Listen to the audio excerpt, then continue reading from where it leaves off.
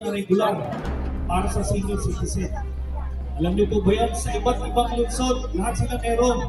Dito lang sa Caloocan wala. Babaguhin po ng Team Trillanes yan. Okay? Magkakaroon po tayo ng monthly medicine allowance para sa senior citizen. Ito po para sa lahat, hindi yung mapipilait kayo. Tapos, isang daan lang. 6. Yan. Ayan. Handa na po ba kayo sa pagbabago? Oo. Nandito po ang Team Trillanes na maghahatid sa inyo ng pagbabago. At ako po ay ilalahat ko sa inyo ang balita na ang inyong lingkod po ay tatakbo sa pagka-mayor ng Caloocan sa darating na eleksyon. Gagawin po natin ito dahil gusto natin baguhin ang pagmamahala sa ating mahal na lungsod na kung saan dapat yung pera ng Caloocan ay diretso sa mamamayan ng Caloocan. No? Yan. Alam niyo po, ang ating lungsod ay isa sa pinakamayaman na lungsod. Pero dito rin po ang may pinakamaraming mahirap sa atin. Bakit kaya gano'n? No? Kasi hindi nga napupunta sa inyo yung nararapat. Wala pong programa dito. Ganun po ang pagtrato sa ating mga mamamayan. Pagkabuhin po natin yan. No?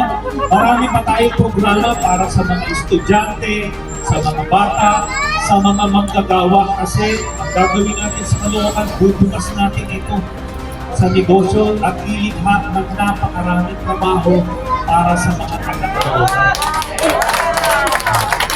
Kasi yun po ang susi dapat sa kanila pa kung bawat pamilya may isang nagtatrabaho o madadagdagan pa ng isang nagtatrabaho malaking ginawa. Okay? So ilan lang po yan sa ating mga plano sa ating lungsod kung pagtitiwalaan niyo po. Yun lang po. No? Bago, kung gusto natin ng pagbabago, dapat bago.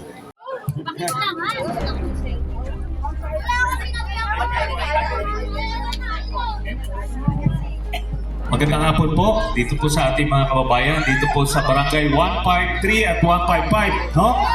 Kumusta po kayo? Po, nabisita po ang Team Trillanes dito po sa inyong barangay dahil nais po namin ipamalita po sa inyo na ang inyong lingkod po ay tatakbo sa pagka-mayor ng Caloocan City sa darating na halalan. Gagawin po natin ito para mabago na po ang pagpatakbo ng ating mahal na lungsod na kung saan dapat ang pera ng Caloocan ay diretso sa mamamayan ng Caloocan at hindi sa bulsa ng mga nakapwesto. Yun po ang gagawin po natin. No? Marami po tayong mga programang ibibigay at ilalatag po para sa iba't ibang sektor.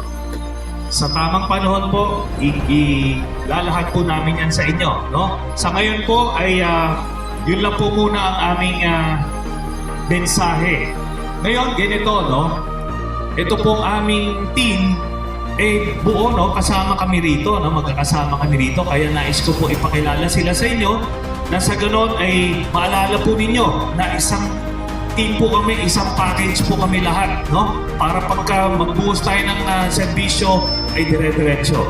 Dito po si Konsehal Angie Leonardo. Yan. Nandito po si Konsehal Mining Faustino.